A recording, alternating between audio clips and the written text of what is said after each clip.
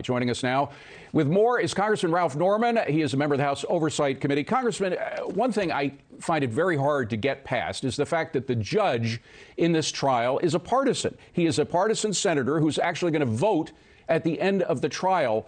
To have a judge who is so far in the bag for one side, it means that either you don't have a judge or you have a show trial. Which is this? Well, it's a show trial, David, a hypocritical show trial. You know, when Judge Roberts wouldn't take it because constitutionally you have to have a sitting president. President Trump is an ex-president. He's at home in Florida. He's not a sitting president. And to go forward with this, and for the Senator Leahy to say he's going to be fair and impartial, really? Does he expect the American people to believe that? Well, more than that, excuse me, Congressman, but more than that, I mean, this is really bad news for American justice, because every totalitarian country in the world, since at least the beginning of the 20th century, whenever they've had a show trial, they focus on getting a judge who's a total partisan for a one-party state. I mean, we now have one party controlling both chambers of Congress and the executive power, and now in a trial of a former president, you have a member of that same party who, of course, makes the absurd claim that he can afford to be impartial. It's absurd, and to have Eric Swalwell on there along with the senator. I mean, two things. Swalwell ought to be off the Intel Committee. They get information that we as regular congressmen don't get.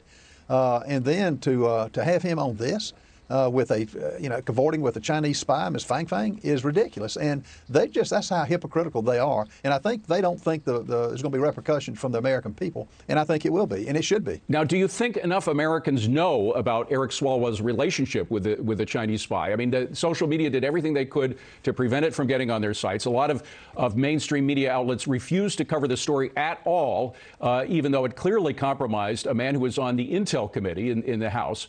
And of course, he remains in that House committee that depends on people who are not compromised. Yeah, it's not safe for the country. When you talk about the national security and having a person like this who's compromised, he won't answer any questions. The press does not ask him anything. I mean, the last time I saw Swalwell, he was going into his apartment smiling. Joe Biden in his press conference will not take any questions. You know, if the same had been the case for Donald Trump, the press would be howling. He took on all comers with questions. And this president, along with Swalwell, won't answer anything. And I think they can ride this out.